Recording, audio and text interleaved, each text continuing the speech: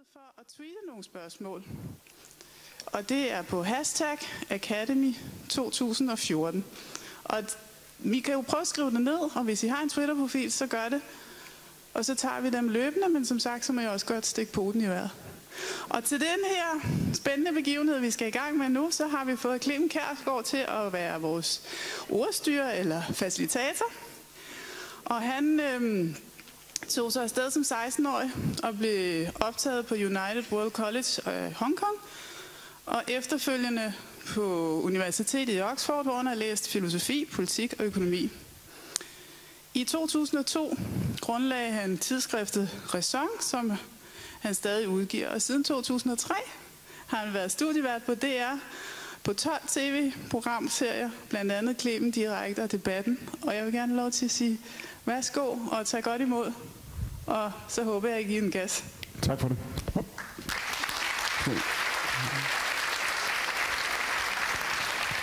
Tak for det. Jeg skulle til at spørge, om I kan høre mig, men det tror jeg godt, I kan.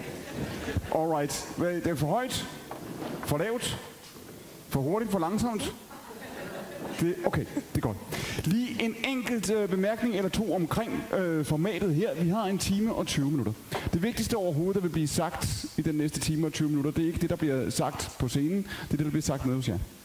Så snart I får muligheden for det, så er det fuldstændig rigtigt, som Pia nævnte, så skal I stikke poten i vejret. Hvis I hellere vil tweete med hashtagget Academy 2014, så gør I det undervejs. Og så har vi Pernille siddende herover som en form for Twitter-korrespondent, sådan at fordi vi slukker storskærmen. Det er det første, vi gør, når vi skal have en lille bit smule koncentration i rummet. Så slukker vi storskærmen, så I ikke bare sidder her og kigger på noget, der foregår bag ved os, men vi alle sammen ser hinanden i øjnene. Det vil sige, at jeres tweets, er det kun Pernille, der ser, så tænker I, så kan vi skrive hvad som helst til hende. Nej, fordi det kommer an på, om hvor mange der følger jeres Twitter-profil, ikke? Så der kan folk også se det. Men i første omgang er det kun Pernille her i salen, der ser, hvad I tweeter, og så vil Pernille derefter sammendrage, hvad der er af kommentarer og så videre, som kommer ind på Twitter undervejs, så hun kan virkelig repræsentere de synspunkter over for panelet. Og så går vi jo altid til jeres spørgsmål efterfølgende. Vi skal diskutere arbejdslivet, og hvordan man får virkelig en arbejdsplads til at blive et bedre sted at være. Og det er jo et fantastisk miljø at gøre det i. Fordi det, man oplever, vi oplevede det forleden dag i København, det er jo, at der sidder her i rummet mennesker med alle mulige forskellige erfaringer, med alle mulige forskellige historier bag sig, med alle mulige forskellige sektorer og brancher, de repræsenterer. Og jeg tror godt, man kan sige, og det var i hvert fald det, vi talte meget om i København forleden, at når man har en krise, som den vi har haft, måske ikke bare én krise, men flere oven på hinanden, sammenfaldende kriser i virkeligheden, så kan det godt være en lille bitte smule svært hele tiden at holde fokus på det lange sigt og på de store ambitioner, men det er ikke desto mindre det, vi skal gøre i dag. Nu introducerede Pia panelet før. Vi gør det sådan, at de kommer herop enkeltvis over de næste minutter, og den første af vores gæster er Ditte Viksø. Kom op en gang.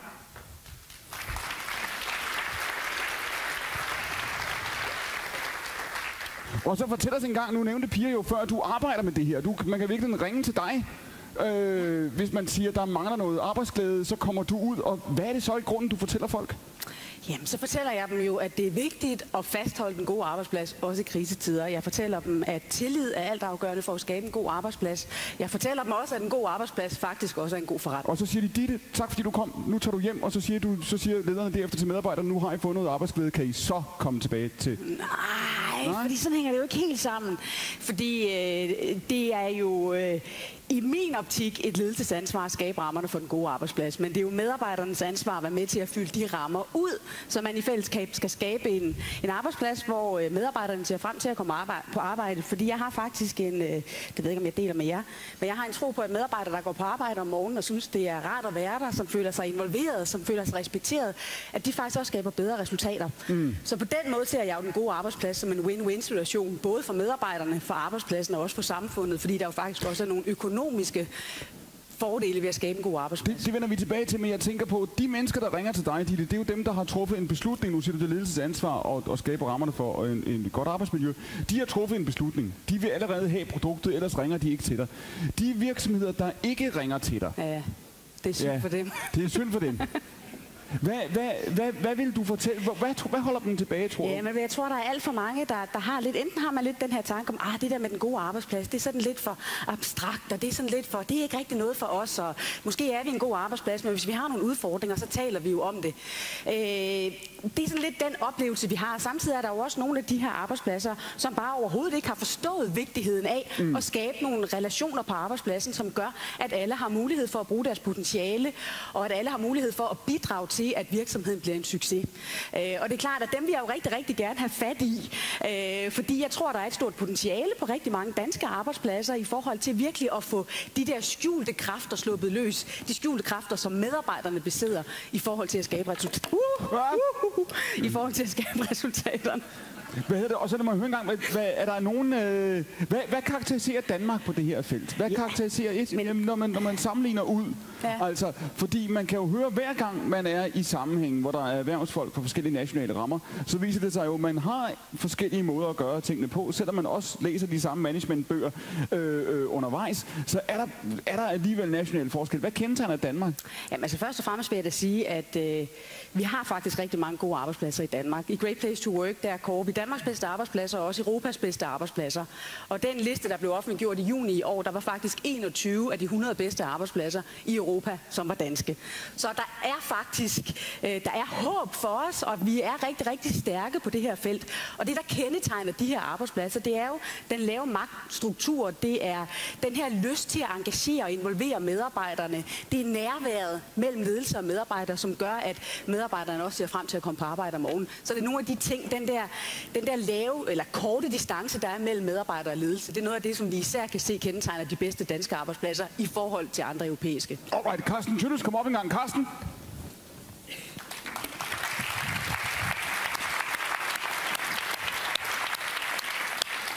Carsten er fabrikschef på det, der hedder AVK. Hvad laver AVK, Carsten?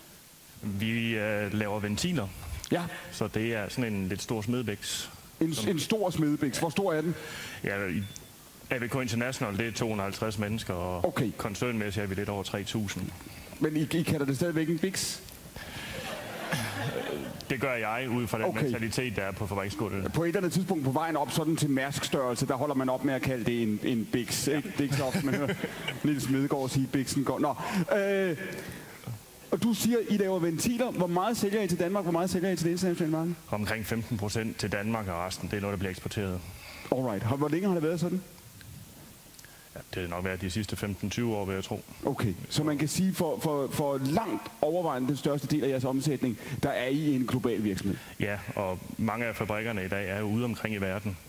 Så det er jo ikke kun, fordi de bliver produceret i Danmark og ud. Vi har fabrikker på alle kontinenterne og sælger lokalt og er lokalt til stede.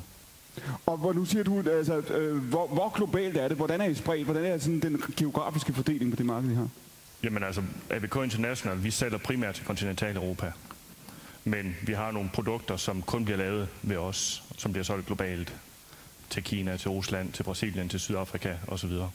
Så vi er ude overalt.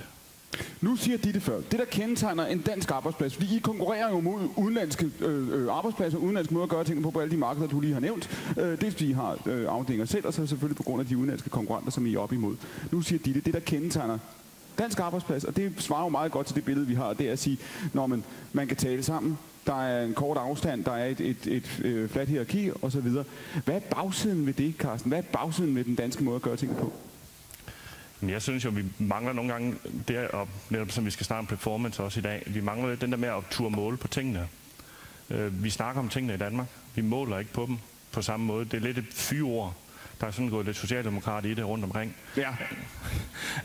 Og når du siger lidt socialdemokrat, så mener du rigtig meget socialdemokrat, ikke, Carsten? Ja. Det er rigtigt. Ja. Men man måler... Og det er for dem, der er i tvivl, det er ikke en kompliment. Skal du være sikker på. Du siger, men det er tabu at måle? Jamen, jeg føler mange steder, at vi har nogle tillidsfolk rundt omkring på fabrikkerne rundt omkring, der virkelig siger, at vi må ikke måle på tingene, fordi de gør jo deres bedste. Jo, men hvis de gør deres bedste, så er det heller ikke et problem at måle på det. Problemet er, hvis man ikke måler på det rigtige, så kommer der nogle andre ting ind i det. Og jeg tror meget, som Ditte var inde på, det flade hierarki, det har vi også. Og det er en kerneparameter i danske virksomheder, fordi har vi 3 eller 4 ledelseslag, som man har på en fabrik i Kina eller i Mexico, så har man ikke den samme konkurrencekraft i Danmark, kvæg vores lønninger først og fremmest. Men også beslutninger, de bliver for lange.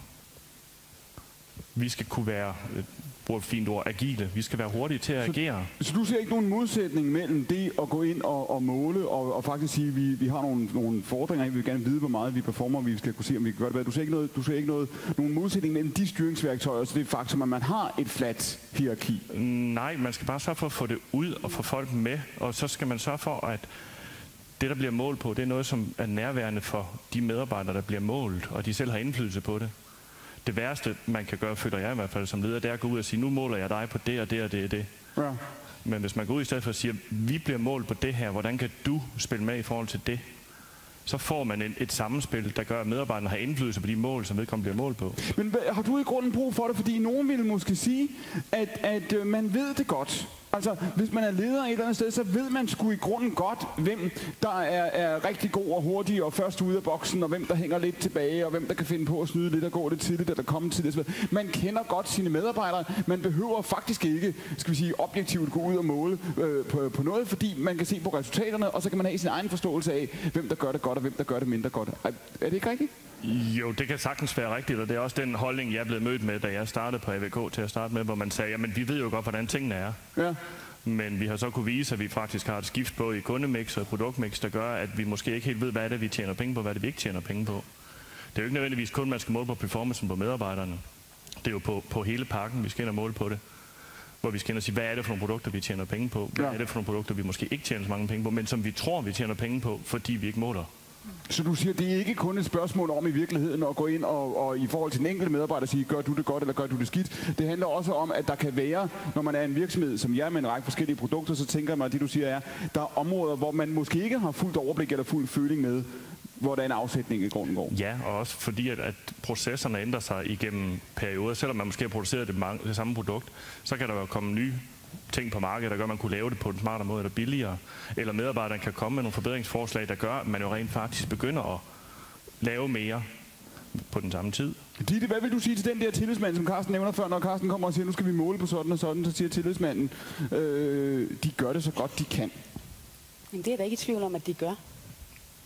Men man kan jo altid gøre det bedre alligevel, og det er jo altid godt at få synliggjort. Hvis man gør det så godt, som man kan man sige, så vil man måske også gerne have synliggjort, at man gør det så godt, som man kan, og at man kan se de resultater, der kommer ud af det. Ja. Så jeg vil også sige, at altså, jeg er jo ikke sådan over på den fløj, der hedder, man skal overhovedet ikke måle noget, vi skal alle sammen bare have det så godt, når vi går på arbejde om morgenen, fordi jeg er jo ikke i tvivl om, at det at skabe en god arbejdsplads er også medvirkende til at skabe gode resultater. Der er jo ikke nogen, der har fokus på det for deres blå øjnes skyld. De har fokus på det, fordi de kan se en idé med, at det også er med til at skabe nogle klare. Og så vil det tilbage til den pointe, fordi du startede jo faktisk med at sige før, at det handler ikke kun om, skal vi sige, de bløde værdier. Du siger, at det kan betale sig. Det kan betale sig at have et ordentligt arbejdsklima. Ja, det kan det godt. Det er ikke bare noget, du siger? Nej, det er det ikke. Og jeg bliver rigtig, rigtig tit spurgt, når jeg er ude. Både ved de der kritiske direktører, men også ved de andre. Kan betale sig at skabe en god arbejdsplads? Og det siger jeg sjovt nok, ja, det kan det godt. Men jeg vil i virkeligheden meget hellere spørge, men tror du på, at det, at medarbejderne ser frem til at komme på arbejde, gør, at de også skaber nogle bedre resultater. Men så kan jeg også godt fremlægge nogle tal omkring sygefravær, nogle tal omkring medarbejderomsætning og omsætningsvækst. Jeg kan også godt fremlægge nogle tal omkring, og det her det er sådan måske en lille tip omkring, hvor man skal spare sine penge op, uden rigtig at være et tip, fordi jeg vil ikke være en investeringsrådgiver i de her tider. Men de bedste arbejdspladser i USA giver faktisk en højere afkast, hvis man investerer i dem, frem for de almindelige aktieindekser, hvis man kan sige det. Ja. Så der er altså noget, der tyder på, at det også økonomisk kan betale sig at skabe en god arbejdsplads. Alright. Stefan, kom op en gang. Stefan kommer fra Rema 1000.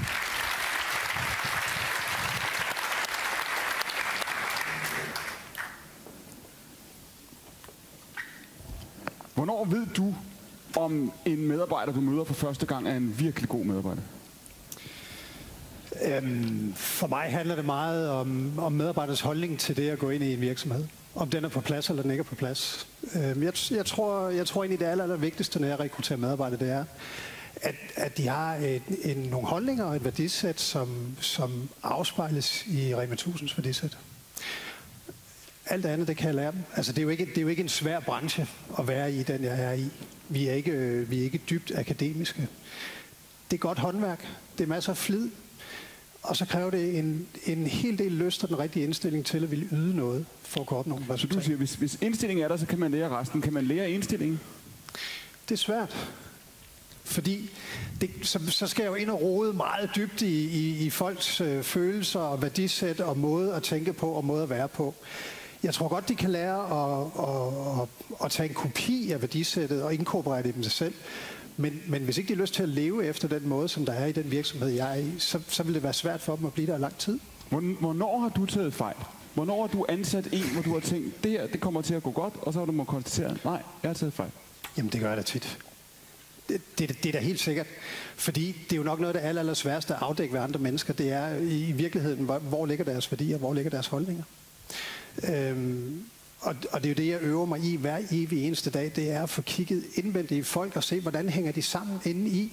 Hvad er det dybest set, det består af, og hvad er det for en energi og lyst, de har lyst til at skubbe ind i den her virksomhed.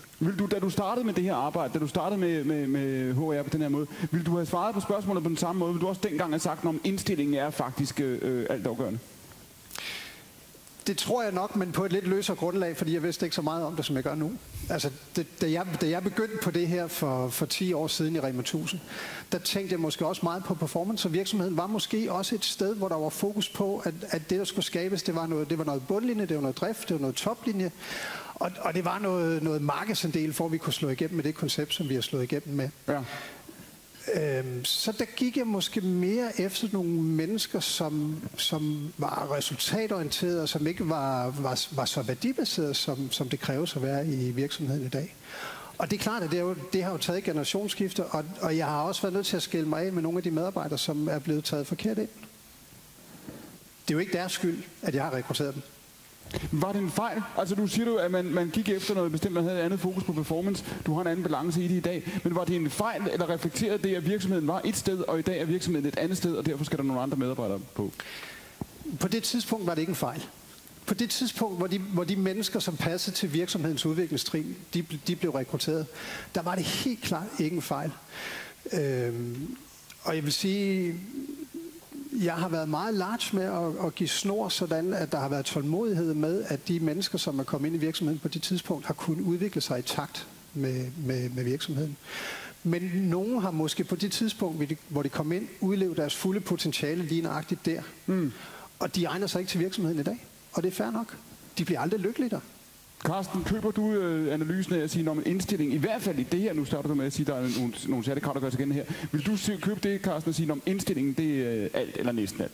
Jamen, helt sikkert. Altså, jeg havde en skoleklasse ude for et halvt års tid siden, om lidt belastede unge inden for Aarhus. Og der var en lærer, der spurgte mig, og sagde, hvad er det, der skal til for at arbejde her? Jeg sagde, det er indstilling først og fremmest. Det er det, jeg vil lave et stykke arbejde. Det jeg vil møde ind om morgenen og lave et stykke arbejde. Jeg sagde, jeg har egentlig principielt, så er der 3 typer af mennesker her på fabrikken. Der er dem, der kommer gående, der ligger et eller andet på gulvet, de samler det op og smider det over i skraldespanden. Så er dem, der kommer gående forbi, de ser det ikke. De kan være lidt undskyldt. Så dem, der ser det og går videre. Ja. Den indstilling kan jeg ikke bruge. For det er en ligegyldighed. Ligegyldighed, den kan jeg ikke bruge. Fordi det er en ligegyldighed over for vores værdier. Det er for den måde, vi driver virksomheden på. Dem har jeg ikke brug for. Jeg har brug for de andre. Ham, der ikke ser det, det må vi så arbejde med. Ham, der ser det og gør noget, det er en medarbejder, der kan bygges videre på. Fordi han lever de værdier, som der bliver snakket om her. Ditte, er vi generelt i de her år, når du er rundt og møder virksomheder, som gør tingene på mange forskellige måder, er det her noget, du hører ofte? Altså hører du ofte det her at sige, når man, altså, hvis du har korpsånden, identiteten, værdierne, så er der plads til dig, og hvis ikke du har det, så kan det være meget svært. Ja, det hører jeg rigtig tit. For tit? Nej, det synes jeg ikke. Fordi et eller andet sted kan man sige, at det handler om, at man får sammensat det rigtige team. Ja. Og hvis det er sådan, at du ikke får sammensat det rigtige team, så kan du ikke skabe de rigtige resultater.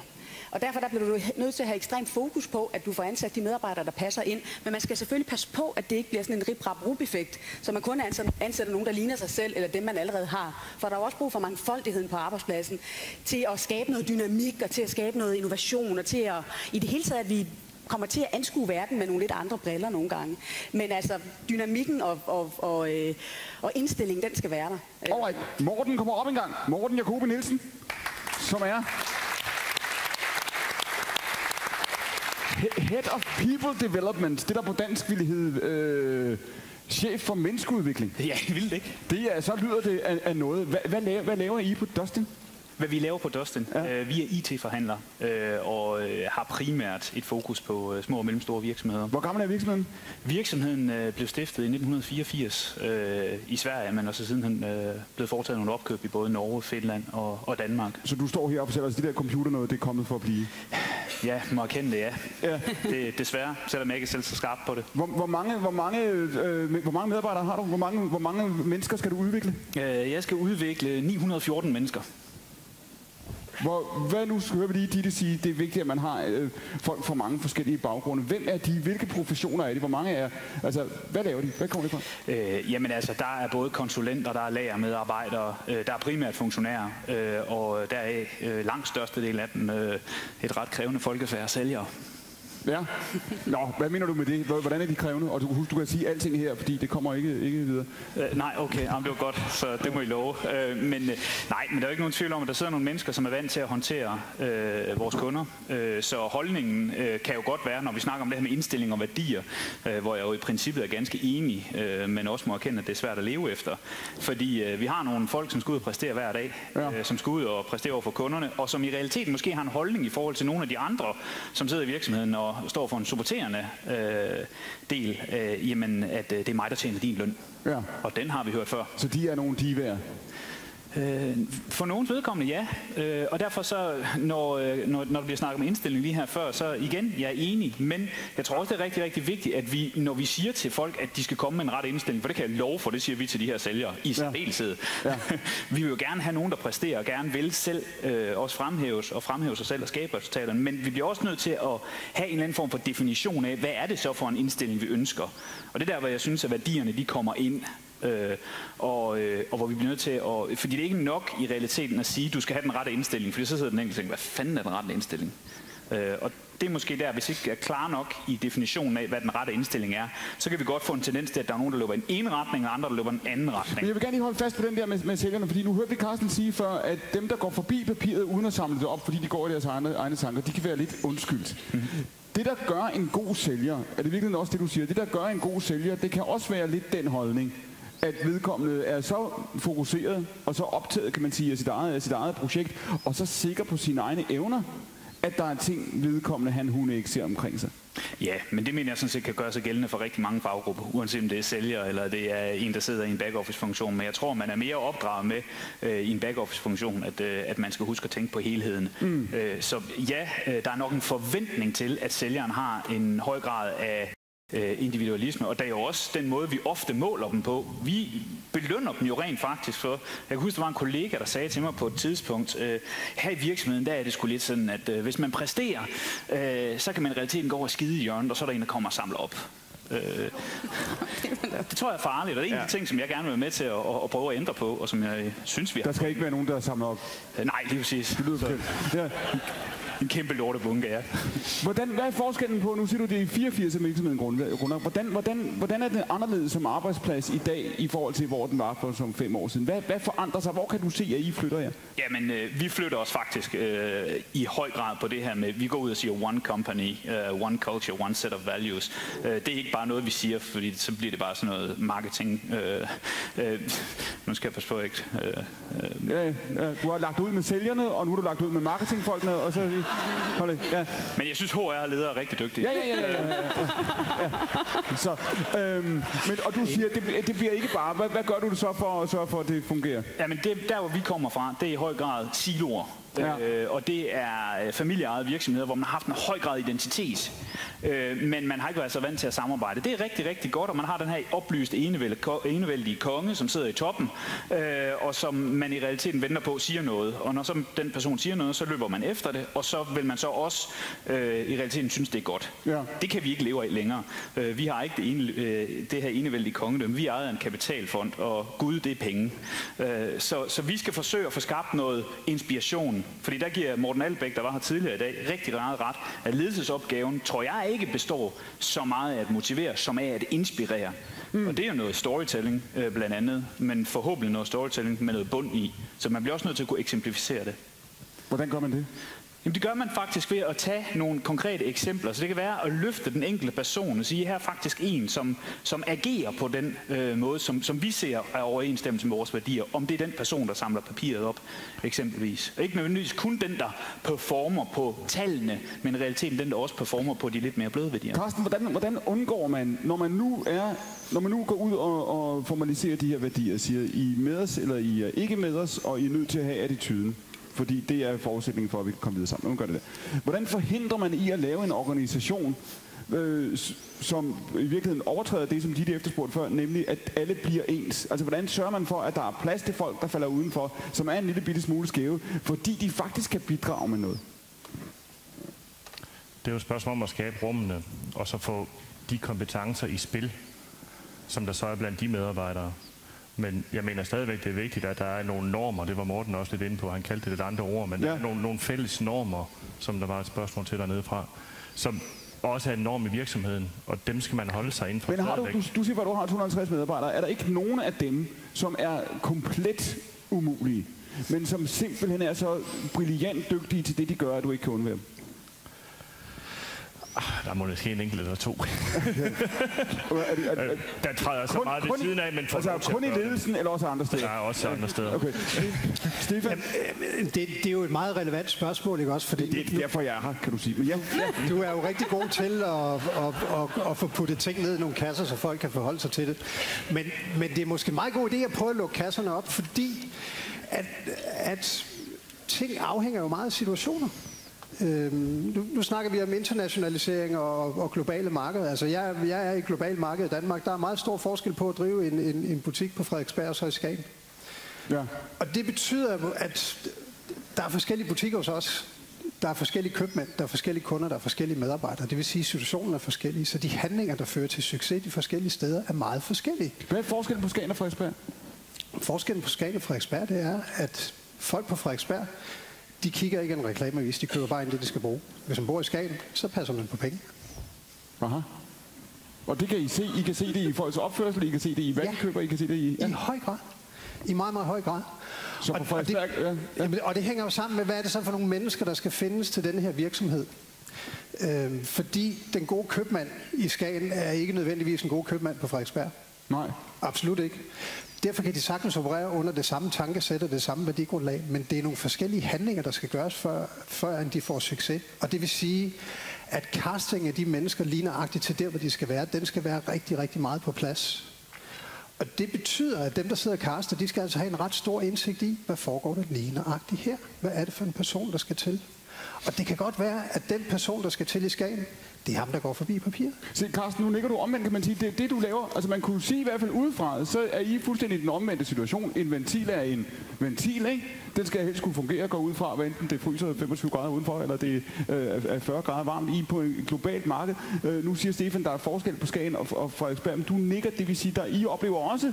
Jamen, jeg transformerer den, eller overfører en lille smule mere til at sige, at jeg har forskellige produktionsceller internt på mine fabrikker, og der er forskel på fabrikken i Danmark og fabrikken i Polen og så videre. Og det er forskellige teams, der er der, og de fungerer på forskellige måder. Og vi kan ikke bare tage og flytte en mand fra et sted til et andet sted, uden at det højst sandsynligt vil give nogle komplikationer.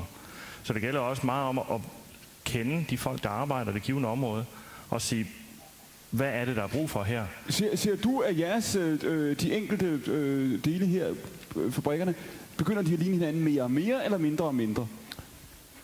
På global plan, der ligner de overhovedet ikke hinanden, det kommer de slet ikke til at gøre. Men når jeg kigger på mit eget ansvarsområde, så ligner de hinanden mere og mere i måden, de bliver ledet på. Men de er meget forskellige i deres opbygning internt. Og det giver forskellige kulturer i de to sites, selvom der er 5 kilometer mellem dem. Og du siger, at det bliver aldrig anderledes. Det vil sige, at I opererer ikke med et succesbillede af, at I skal kunne tage alt det bedste fra alle de forskellige afdelinger og bygge noget, der er? Nej, fordi det er meget forskellige også markedssituationer, de er i. Det ene sted er det en volumenfabrik, og der kører det næsten samlebånd, ikke? Jo. Og det andet sted, der er det meget mere customiseret, og det er mere, man arbejder til ordre, og det kræver to forskellige mentaliteter. Stefan, kan du genkende det billede? Det kan jeg godt. Altså, det her seminar i dag, det går jo ud på videndeling. Og videndeling og benchmark er to vidt forskellige ting. Så jeg kan jo ikke tage en kopimaskine og så kopiere alt det bedste fra de bedste butikker ned i de dårligste butikker, fordi der er forskel på, hvordan de fungerer. Men det er meget godt for købmanden i den lille butik at vide, hvad det er, der har givet den store købmand succes. Men når du siger når du siger det der med den der forskel på Skagen og Frederiksberg, det vil sige, du oplever også en gang imellem at tage en, der har bestyret en butik og gjort det fantastisk godt og har fantastiske resultater, og så flytte vedkommende sted hen i organisationen, hvor du tænker, det her, det bliver en knaldende succes, og så går det galt. Ja. Det har jeg oplevet. Ja. Det har jeg oplevet. Og det er jo risikoen ved ikke at være dygtig nok til at få analyseret situationen og sige, kan jeg så bruge den her person lige nøjagtigt her til det her job, ja eller nej? Fordi der er meget stor forskel på, hvordan forskellige virksomheder inden i små virksomheder skal drives. Altså min betragtning er, at når vi åbner en butik et eller andet sted, så er der jo en lille by rundt omkring den her butik, som ligger midt inde i København for eksempel. Ja. Og der er nogle specielle mennesker, og der er ret stor forskel på, om man lægger butikken på Vesterbro eller på Østerbro. Ja. Der er en anden mentalitet. Det er en anden kultur. Det kræver nogle andre mennesker, det kræver nogle andre indsatser. Men jeg tror, at den fælles klangbund er vigtig. At vi har den samme indstilling, vi har et stort fælles mål, som vi rykker efter, og at vi har nogle værdier, der skinner igennem, når vi arbejder. Alright. Annemette, kommer op en gang. Annemette Rav.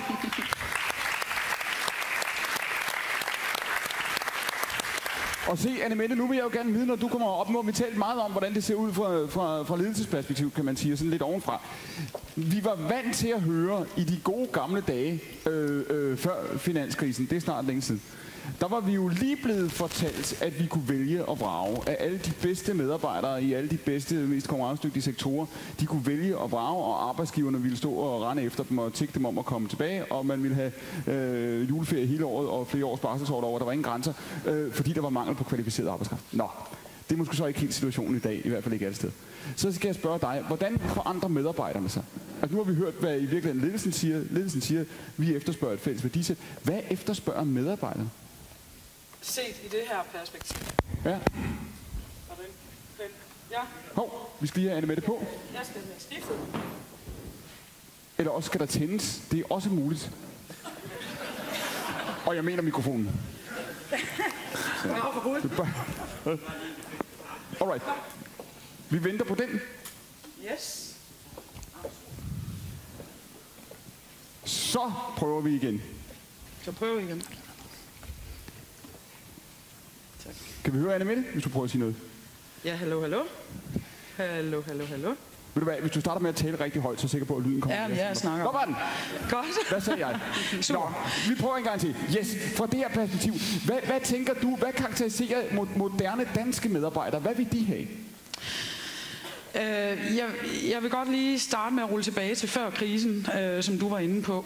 Ja. Altså der var der 40.000 arbejdsløse. Det svarer til, hvad der kunne stå i parken inde i København. Altså det er bare ingen mennesker. Og det vi oplevede som rekrutteringsfirma på det tidspunkt, det var, at når vi var ude i en virksomhed og skulle hjælpe dem med arbejdskraft, så hvis de bad om 1 ingeniør, eller hvad det nu var, og vi præsenterede 3, så tog de alle 3. Man var simpelthen desperat, og man stillede som virksomhed simpelthen ikke de samme krav. Altså vores overlæggere gik længere og længere ned. Så kom krisen, og sådan helt ærligt, så tror jeg faktisk, at den første runde af opsigelser, der kom, nu siger jeg måske noget, der er voldsomt upopulær, men jeg tror faktisk, den første runde af opsigelser, der kom, da krisen satte ind der i slutningen af 2008, det var simpelthen dem, man havde fået rekrutteret forkert ind. Fordi man simpelthen ikke havde stillet de rigtige krav. Man var gået på kompromis med egne værdier. Ja. Man var gået på kompromis med egne holdninger som virksomhed. Plus, at man måske også havde gjort det til et slaraffenland et vist stykke hen ad vejen. Jeg tror rigtig mange af os, der er her i dag, godt kan kigge på os selv og sige, ja, det kan faktisk godt være, at den første runde, vi lavede, at det var faktisk nogle medarbejdere, som nok måske aldrig nogensinde skulle have været i den her virksomhed. Ja. Det var sådan set ikke deres skyld. Det var det ansvar, vi har. Det, der så er sket igennem krisen, det er, at så har medarbejderne siddet meget bedre fast på taburetterne. Ja. Og det vil sige, at man har været langt mindre mobil mellem arbejdspladserne.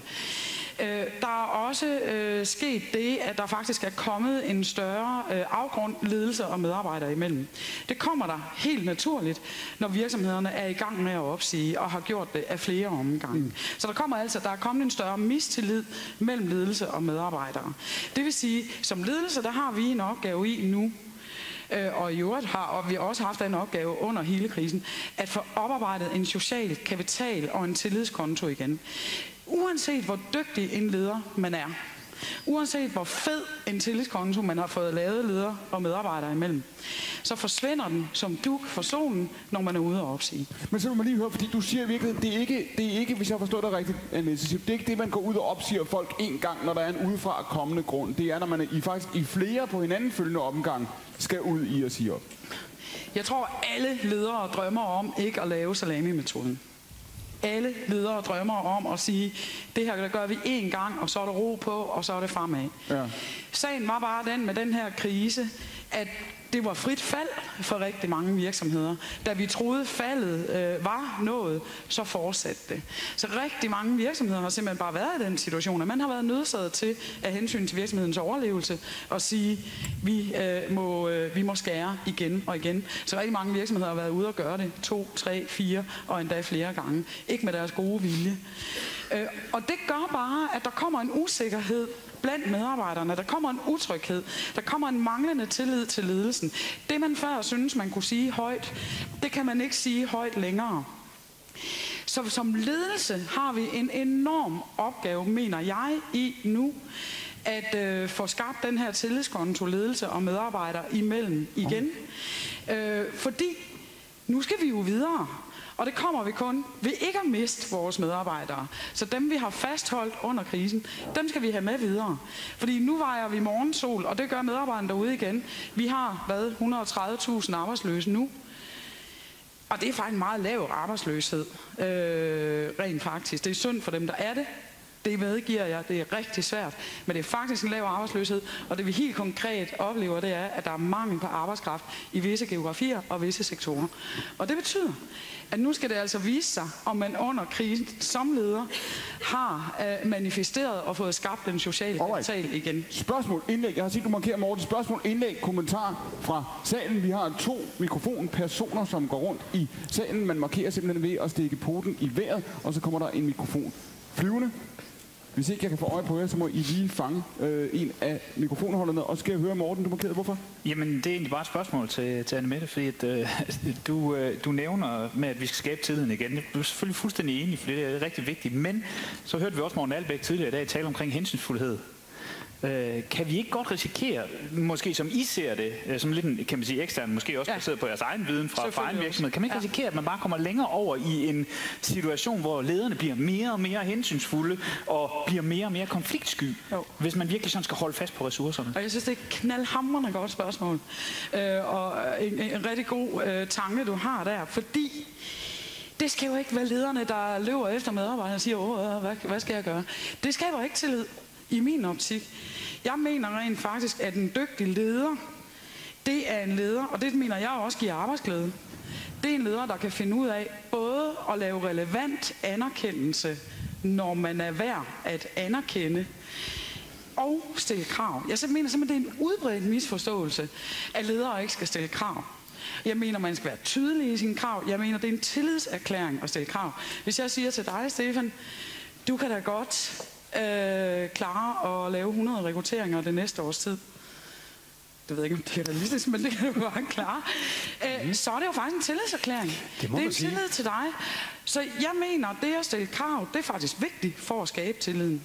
Ja, det er måske også det, der giver en sikkerhed et eller andet sted. Og det giver tryghed, især hvis man følger op på dem. Præcis. Ja. Stephen, det der jo sker, og det gælder hele panelet, nu starter vi hos dig, men det der jo sker, fordi det, som Anne-Mette beskriver, det er jo også den, altså når den anden fyringsrunde kommer i virkeligheden, det ligger jo i det, du siger, så demonstrerer ledelsen jo dermed, at man tog fejl. Enten løg man, eller også tog man fejl, når man første gang sagde, som du sagde før, nu fyrer vi, og så kommer vi videre sammen. Ikke? Bliver det til en anden måde at være ledelse på, Stefan? Når man bliver ved med, og når man er i en global konkurrencesituation, når man oplever det, vi har set, der var ikke nogen, der troede, at finanskrisen ville komme, punkt 1, 2, at den ville vare så lang tid, som den har gjort. Hvad gør det ved den autoritet, man har som ledelse? Jamen, jeg tror, hvis ledelsen ikke er ærlig omkring, hvorfor de gør, som de gør, så trækker de tillidsgulvtæppet væk under medarbejderne. Og jeg tror, det er vigtigt at holde fast i, at hvis ledelsen er ydmyg i forhold til arbejdsstyrken og fortæller medarbejderne sandheden og hele sandheden omkring, hvordan tingene går, og giver medarbejderne indflydelse på, hvordan krisen skal overstås, så tror jeg, det giver en indgangsvinkel til, at tilliden rent faktisk godt kan bevares. Og jeg tror, at den tillid, som medarbejderne har til ledelsen, meget mere bygger på, om ledelsen forstår at udnytte de vækstdriver, der er i at få skabt hul til bedre omkostningsstruktur, bedre effektivitet, bedre produktivitet og bedre til at klare den. Så du siger, at medarbejderne sidder ikke bare og kigger på deres egne fagforeningsregler og deres egne ansættelsesaftale, de ser også på, hvordan klarer virksomheden sig faktisk objektivt ud fra? Jo, det vil de da gøre ud fra et egoistisk synspunkt. Ingen tvivl om det. Ellers så vil de jo være både naive og blåøjede i forhold til det at have et arbejde. Men hvis de får lov til at være involveret i, hvad der skal til for at klare virksomheden gennem krisen, så tror jeg, at tilliden i hvert fald blandt dem, der er tilbage, vil i høj grad bevares. Carsten, du er markeret. Jamen man kan jo ikke skjule for medarbejderne, om det går godt eller skidt. Det ved de længe før næsten, at ledelsen gør det.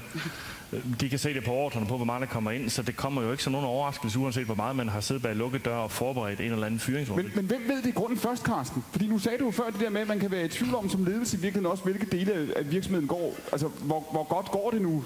Der, jer der laver det, og jer der laver det. Hvor ofte er det ledelsen, der først ser, at krisen kommer, og hvor ofte er det faktisk medarbejderne? Jeg tror, ledere de sagtens skal føle, der er noget galt. Og det ved de ret hurtigt. Der er et eller andet, der ikke er, som det skal være. Ja. Men hvor galt det står til, der er nogle ledere, de har glasset er halvt fuld, og andre det er halvt tomt. Dem, der siger, det er halvt fuld, de bliver ved lidt længere. Siger, det kommer nok. Det kommer nok. Hvor de andre måske træffer det hårde beslutning lidt før end de andre. Ikke? Men når man så gør det, så tror jeg, hvis man går ud objektivt, og ligesom er klar på sine kriterier, og hvorfor er det, vi gør det, så mister man ikke så meget tillid, som man med det, hun ligesom er inde på, fordi men han gik også og gemte sig over hjørnet, ham der, eller der var en, der ikke performede ordentligt der, det var også på tide, der skete noget. Det vil ganske godt, fordi så kommer sagen på. Ja. Jo, og med eksemplet med de 3 ingeniører, der bliver ansat, altså hvis man har så lidt styr på sin drift i virksomheden, at man i princippet ansætter for mange, end dem man skal bruge, så er det jo dårlig ledelse, og så er der en naturlig grund til mistillid. Ansætter du hellere en for lidt end en for meget? Nej, jeg ansætter dem, man skal bruge. Alright, så var det her. Union Engineering i Fredericia. Jeg kunne godt tænke mig at stille panelet et spørgsmål, som vi tumler lidt med i vores virksomhed. Vi er en ingeniørtung virksomhed, og vi diskuterer indimellem, hvad har været en god dag på job. Er det, når vi som ingeniører har fundet den helt rigtige tekniske løsning? Vi har godt nok brugt alt for mange penge og alt for mange timer, men det har været en god dag, og vi har fundet en god løsning. Eller har det været en god dag, når vi har lavet en økonomisk et godt projekt, og vi har fået det i mål på tid og på budget? Kunne I ikke prøve lige at vende lidt det? Det er nogle tanker, vi går og arbejder lidt med over for ingeniører. Godt spørgsmål. Carsten, hvad er en god dag for jer? Det er jo, når man har performet inden for det, man ligesom har sat op som virksomhed, er vores mål. Og det er derfor, at jeg mener, det er vigtigt, at man har fået sat nogle mål op, fordi ellers så ved medarbejderne ikke, om det har været en god eller en dårlig dag. Men lad os prøve at tage eksemplet her fuldstændig konkret. Du er jo også ingeniør, ikke? Altså, når nu vi hører spørgsmålet sige, når man altså er en god dag der, hvor man har løst opgaven inden for, hvad Excel-arket siger, eller er en god dag på virksomheden der, hvor ingeniørerne tænker, der er aldrig nogen, der har fundet på det her før. Og så er det muligt, at det har taget for lang tid, ikke? Og det er for dyrt, og det ikke fungerer, og det kun vil du på Mars, men det er en god idé. Ja. Jamen altså den konkrete sag vil jeg sige, så længe der ikke er økonomi bag ved tingene, så hjælper det ikke noget. Jeg har ingen kunder på Mars i øvrigt heller. Nej, men endnu? Nej, endnu, ja. Men det er jo vigtigt, at ligesom, hvad er det for nogle økonomiske råderammer, vi har arbejdet inden for? Hvad er det for nogle måleparametre, vi som virksomhed har sat op? Ja. Hvis økonomien er vigtig, så er det jo vigtigt, at det er en parameter, der hører med ind. Men Morten, når man nu, altså nu I er jo i vidt forskellige brancher her, men hvis vi nu går over til jer, I konkurrerer i dag, jeg skal se, I konkurrerer mod alle, han har sagt, ikke? Mange. I konkurrerer mod fysiske butikker, dem der er tilbage, der er nogle stykker endnu. I konkurrerer mod store internationale kæder, I konkurrerer mod, når I sælger Apple-produkter, eller hvad I sælger mod Apple selv i virkeligheden. I konkurrerer mod Amazon sikkert om et øjeblik, ikke? Det gør jeg der nu. Så skal jeg høre, fordi når der nu er nogen hos jer, der siger, at vi burde gøre noget andet, nu burde vi også begynde at sælge frugt og grønt. Ja. Hvornår ved I, altså med det samme eksempel, hvis der sidder en og siger, at det her det er sgu en god idé, jeg tror på den, her vil jeg gerne have virksomheden hen. Hvordan skal balancen være i, hvad man tolererer af idéer, og tolererer også i virkeligheden jo både af innovation, men også af tvivl om, hvad man laver? Det er jo et rigtig, rigtig godt spørgsmål. Det forudsætter jo, at man har en masse medarbejdere, som kommer med de idéer. Ja. Så jeg vil jo foretrække, at man faktisk har rum for det. Så jeg synes jo i første omgang, man skal skabe rum for, at der kommer en masse idéer. Fordi jeg ved ikke, hvordan I andre har det, men så mange idéer kommer der heller ikke i det daglige, som jeg ser det. Så de idéer, der kommer, dem synes jeg, man skal tage op. Hvad for nogle idéer får sælgere typisk? Hvad er en sælgeridé? Jo, men altså, det kunne for eksempel være at levere IT på Mars. Ja. Fordi der er jo kæmpe potentiale i forhold til de her biler, der kører rundt deroppe. Ja, det er klart. Ja, så er det jo, vi skal stille os selv spørgsmålet, er det så skalerbart? Ja. Altså, er det faktisk noget, hvor det er en mulighed for, at vi ved ikke at tilføre ekstra omkostninger, altså det vil sige, i realiteten kan gå ud og skabe en højere produktivitet.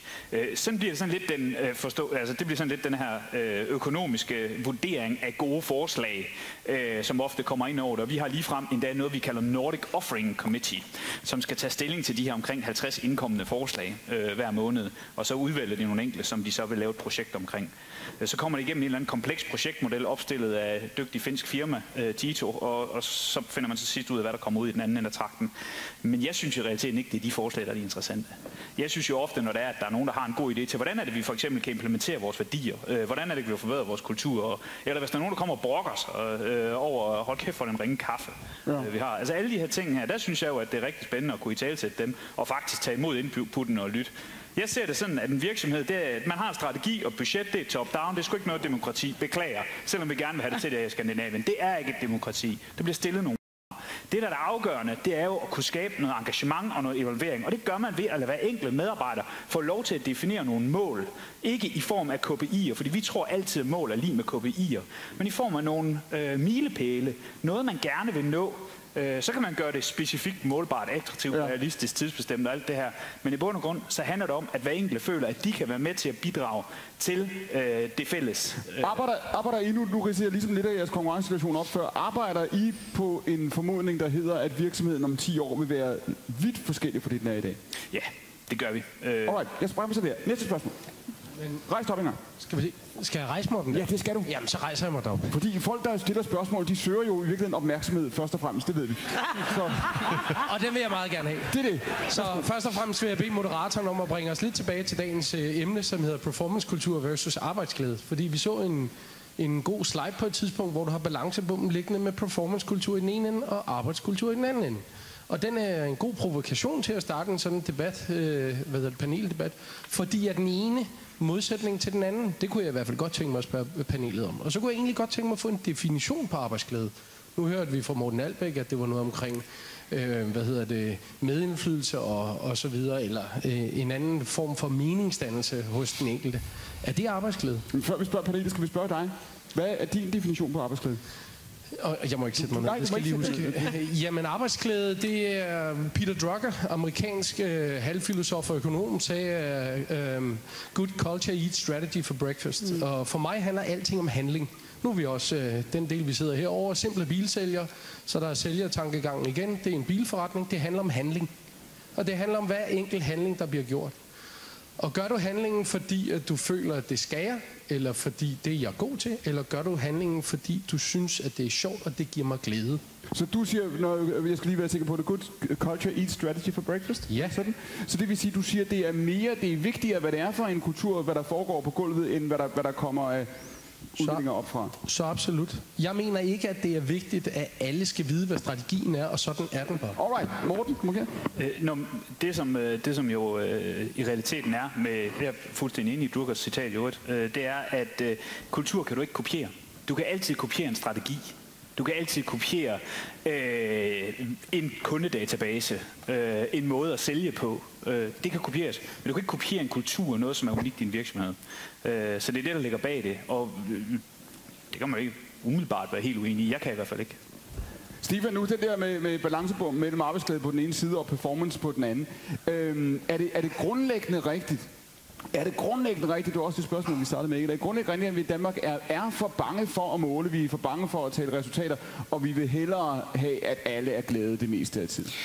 Det er vi ikke i min virksomhed. Altså, jeg har lagt mærke til et ord, der er blevet sagt rigtig mange gange undervejs her, og det er, at en arbejdsplads skal være et godt sted at være. Det mener jeg er forkert, for det er sgu ikke et værested, det er et arbejdssted, så vi skal arbejde. Ja. Og det, der jo er vigtigt, det er, at jeg kan kigge folk i øjnene, når de kommer om morgenen og siger, er du glad for at møde? Altså fløjter du, når du kommer, og synger du, når du går hjem, så er der arbejdsglæde. Og jeg tror, noget af det, der er vigtigt for folk, det er at have så meget viden som overhovedet muligt. Jeg tror faktisk, det er forkert at sige, at folk ikke skal involveres i strategien. Jeg tror, at det er vigtigt, at folk har et overblik over, hvor er det, vi skal hen? Er vi godt på vej? Er det fedt at være med til? Jeg vil gerne lige holde fast i oplæg, Stefan, det du siger med den der distinktion mellem, er det et godt sted at være, eller et godt sted at arbejde. Hvad er forskellen? Hvorfor er distinktionen vigtig for dig? Det er det, fordi hvis jeg definerer over for medarbejderen Rema 1000, at vi skal have det godt, når vi er her, ikke? Så er det en meget, meget fri fortolkning, hvordan det er at opfylde sin pligt i forhold til kontrakten med Rema 1000. Okay. Men hvis jeg fortæller dem, at vi skal have et meningsfyldt arbejde, når vi er her, og vi skal producere noget, vi skal lave noget, og vi skal mærke efter hele tiden, om vi er glade for det, vi laver, så har jeg sat en helt anden ramme for, hvad det betyder at være i den virksomhed, som jeg repræsenterer. Carsten, du må til. Jamen, vi snakker om at måle på det, og Anne-Mette var inde og sige noget omkring at stille krav. Jeg tror egentlig, det er meget vigtigt, at man ligesom kommer ind på det krav, der skal stilles til medarbejderne. Det er fuldstændig lovligt at gøre. Når jeg spørger nogle af mine folk, timelønnede medarbejdere, har det været en god dag i dag? Så svarer de altid med, jamen jeg nåede mine ting, og det der, det kørte bare. Eller hvis det har været en rigtig lortedag, nej, der var simpelthen de problemer. Og de relaterer sig meget til deres egen performance. Ja. Så hvorfor er vi bange for at måle på det? Og stille krav til dem om det. Gitte, du må her. Jamen, jeg vil sige, i forhold til det spørgsmål, du stiller omkring arbejdsglæde versus performance, så synes jeg, og på definition af arbejdsglæde, så har jeg sådan lidt, jeg synes, det der udtryk arbejdsglæde er sådan lidt fesen på en eller anden måde. Fordi er det sådan over, vi skal alle sammen rundt med hænderne over hovedet og være helt vildt jublende lykkelig, når vi går på arbejde? Eller handler det om at skabe nogle rammer igen, hvor medarbejderne kan bruge deres potentiale? Jeg tror, at arbejdsglæde, eller den gode arbejdsplads, eller hvad vi nu skal kalde det, og performance er to sider af samme sag. For jeg tror på, at medarbejdere, der ikke synes, det er fedt at være, eller komme på arbejde, eller hvad det nu er, de skaber heller ikke de bedste resultater.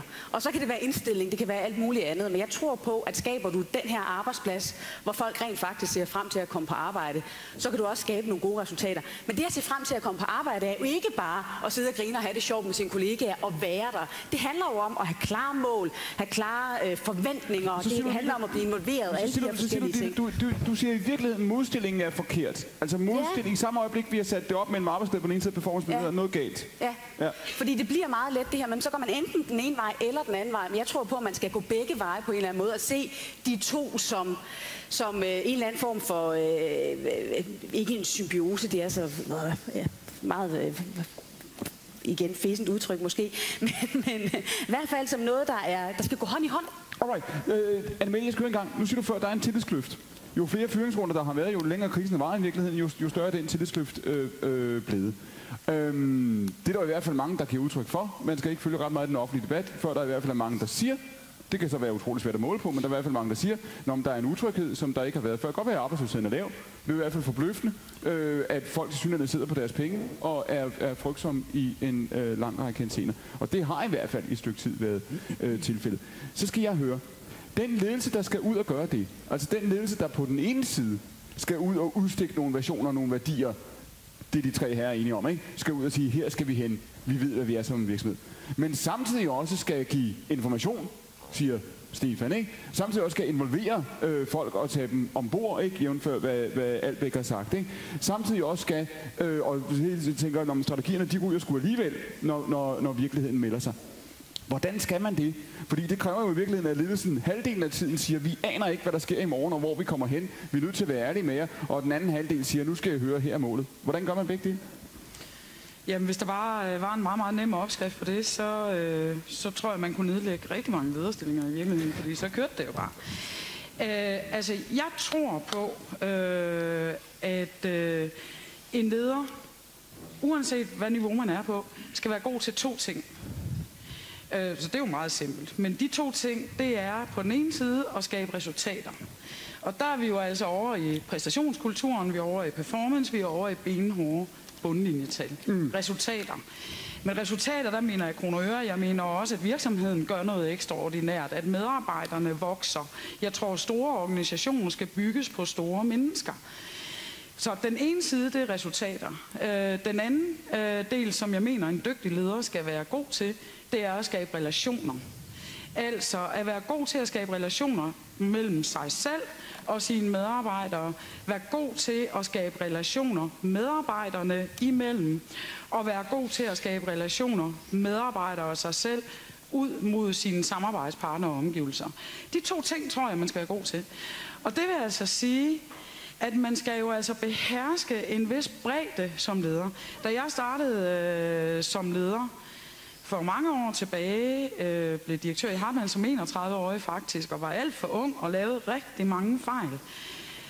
En af fejlene, jeg lavede, det var at tro på, at alle kunne blive dygtigere ledere, hvis bare jeg trænede dem godt nok.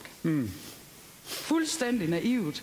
Jo ældre jeg bliver, jo mere tror jeg på, at som leder, der skal man træne hver dag. Vi er forpligtet til at træne, vi er forpligtet til at udvikle os hver dag. Men der er også et leder-DNA. Der er også et element af at kunne beherske den bredde. Man skal jo give sine medarbejdere lyst til at præstere. Så hvad er leder-DNA'et? Hvordan ved man, om man har det? Det er der jo ikke sådan et entydigt svar på. Men jeg tror, at ledere skal kunne lide mennesker, for ellers så vil de ikke følge det. Carsten, er der et leder-DNA? Jamen, jeg tror ligesom at med det, ja, at der er nogen, der er bedre til at lede end andre. Man kan lære mange ting på skoler og så videre, og det er derfor, man i engelsk snart både har leadership og management. Ja. Fordi der er noget, man kan lære, og så er der noget, der kommer, både med erfaring, men også noget, der ligger inde i generne på nogen. Og jeg tror, det er et spørgsmål om at skabe de her relationer, som Mette, hun er inde på. Hvad oplever du, Ditte, når du er ude i virksomheder, du arbejder med de her processer, tænker jeg? Og igen, som vi snakkede om før, de folk, der ringer til dig, det er jo nogen, der mener, at de mangler noget, og der er noget, de gerne vil have mere fokus på, og de synes i hvert fald, der er en idé i at gå ind til dem den dagsorden. Nå. Hvad har de ledere sværest ved? Altså, hvad har de sværest ved? Når nu kommer de her modsætninger, som vi så kalder performance og arbejdsleder, eller hvad vi kalder det, hvad synes de er sværest at håndtere, når de står med det konkret? Det vil sige, de ting, som vi kan se på tværs af arbejdspladser, der er sværest for de fleste ledere, det er at koordinere ressourcerne. Det er at sikre, at medarbejderne synes, at den løn, de får, den er retfærdig. Det er at sikre, at medarbejderne forstår, at forfremmelser, det skabes på et gennemsigtigt grundlag. Så det handler noget omkring karriereudvikling, det handler om simpelthen koordinering af ressourcer, og så er det noget omkring løn. Det er der, vi kan se helt klart, at de fleste ledere, de har de største udfordringer. Det er lidt sjovt, ikke? Fordi det er nogle ting, hvor man siger, det skulle da være, altså jeg har sagt, på toppen af listen. Ja, men det er smadret svært, fordi det handler faktisk om kommunikation, og det handler om klarhed. Og det er rigtig, rigtig svært for mange tilsyneladende. Stefan, kan du genkende, at det er udfordringer? Nu vil du selvfølgelig sige, at det ikke er noget, I har hos jer.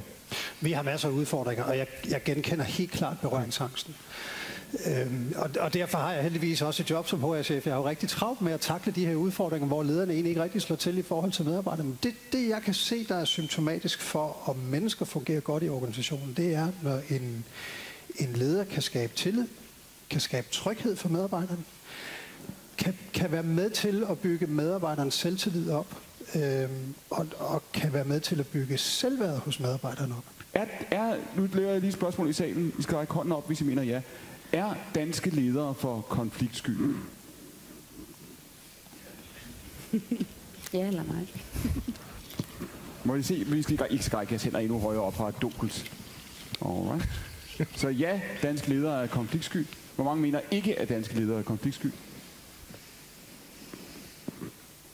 Alright. Er vi for konfliktsky, Carsten? Ja. Hvorfor?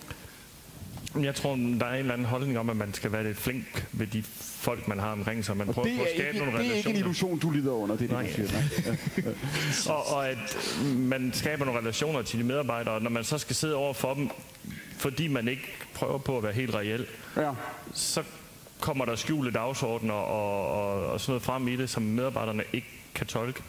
Jeg tror faktisk, den bedste måde, det er at være fuldstændig klar i spyttet om, hvad man vil. Virkelig, altså i misforstået hensynsfuldhed, der kommer man til at sige nogle ting, hvor man siger, nu siger jeg det her til dig for at gøre situationen bedre, og i virkeligheden skaber man bare forvirring. Jamen det er jo lidt som Morten var inde på, Albæk tidligere, om at det starter helt tilbage fra, når lille Ida kommer hjem med tegningen fra børnehaven, og man siger, ej, hvor er den fin. Det er den jo ikke. Nej. Og det er det samme hele vejen igennem. Ja. Når vi kommer op og siger til medarbejderne, du har rigtig performet fint, men der er ikke lige noget til dig i år i lønforholdelse. Det er en illusion. Nej, du har ikke performet godt nok. Derfor er der ingen. Kan du genkende det? Er der et element? Er vi sådan lidt i Danmark, at vi vil gerne have gode resultater, men vi vil også gerne være gode venner? Ja, absolut. Og jeg mener helt klart, at det første, vi skal blive enige om, og jeg vil også sige, en af de første ting, man erfarer som leder, min første skridt som leder, der troede jeg faktisk, det var en popularitetskonkurrence. Det vil jeg sige, og da Morten han refererer til den her medarbejderundersøgelse, hvor han har virkelig fået resultater op, tænkte, det kunne jeg sgu godt have fundet på det der engang. Ja. Manipuleret resultaterne op, men det er jo som at pisse i bukserne på en kold vinterdag. Altså det giver jo fuldstændig bagslag.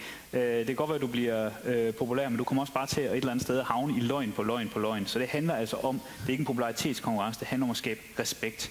Det kan man godt gøre ved at være en rar person. Det behøver man ikke være en eller anden, altså det behøver ikke være pisken først, man kan godt stadig bruge guleroden. Men det handler altså om, at man faktisk tør at være ærlig. Om man så altid har ret? Ja. Nej, det tror jeg ikke. Alright, spørgsmål, indlæg, kommentarer fra salen. Poten i vejret, hvis der er et spørgsmål til panelet, og det behøver ikke være præcis på det, vi har jo dækket rigtig mange emner, så det kan sagtens være på noget, der er blevet sagt tidligere, og være opmærksom på, at tiden løber. Så hvis I føler, at der er et perspektiv, I vil have med, så skal I bruge tiden, mens den er der, for om et øjeblik, så er den gået. Jeg skal høre, Carsten, hvilken rolle spiller det, hvad den øverste ledelse siger og sætter, nu var der en af jer, der nævnte forskellen på management og leadership, ikke? Hvilken forskel gør det, hvad den øverste ledelse, skal vi sige den synlige ledelse, eller den, som alle godt ved, bestemmer mest, hvad vedkommende siger og gør, og hvor meget vedkommende er ind over det her.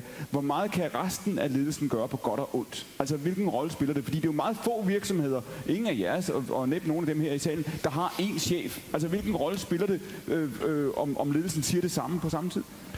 Det betyder utroligt meget for den kultur, der er i virksomheden, men man kan som egen leder gøre ret meget for sine egne afdelinger. Jeg har flere gange stået og ligesom prøvet at være skjold i forhold til den afdeling, jeg havde, da jeg arbejdede i amerikansk koncern, for der kom der kunne hjælpe med mange forskellige ting ned ovenfra, hvor man er nødt til at prøve at filtrere dem, og prøve også ligesom at sige, at vi har nogle normer her, som skal holdes. Og så er man nødt til at stille sig op foran og stille spørgsmålstegn med nogle af de ting. Så der følte du, lige er sikker på, der siger du, at der følte du, at du blev virkelig en form for altså ambassadør eller tillidsmand for den del af virksomheden, som du stod og... Ja, fordi der var nogle ting, som ikke passede ind her. Okay. Altså når man får et spørgeskema, hvor der spørger, om man må have pistoler med på arbejde, nej, men det har man i USA, og derfor så kom der sådan amerikaniserede ting ned. Det er man nødt til at stille sig op og forsvare, fordi ellers så ryger kulturen fuldstændig væk. Stefan, hvad gør nu? Nu er vi tilbage til forskel på Frederiksberg og Skagen i virkeligheden, ikke?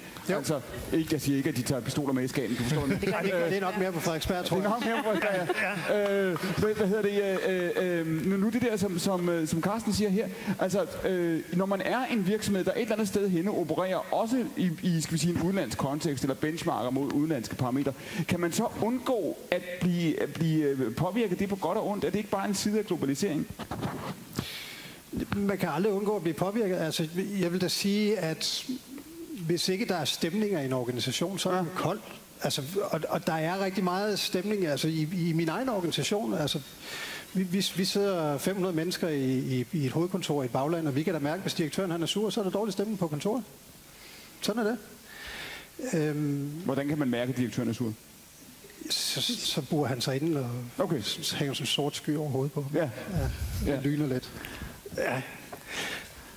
Ja, du må kende. Nej, jeg vil bare sige, jeg tror, der er alt for mange danske topchefer, som underkender deres egne rolle i forhold til organisationen, og i forhold til det at skabe gode arbejdspladser, i forhold til det at sikre retning for alle medarbejdere. Okay. Fordi vi taler meget omkring det her med, at man skal have tydelige krav og tydelige forventninger.